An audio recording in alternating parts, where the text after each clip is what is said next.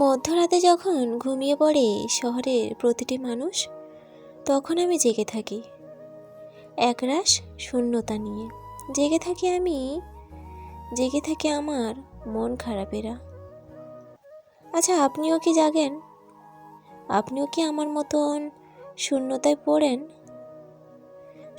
পড়ে আপনার স্মৃতি ঘরে পড়ে আপনি ভুলে যাই, আমিও ভুলে যাই আমাদের বিচ্ছেদ হয়েছে।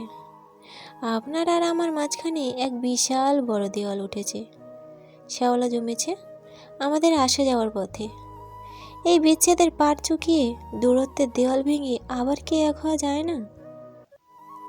হয়তো অভিমান ভেঙে গেল আমার, শূন্যতায় আপনি পড়ে যাবেন।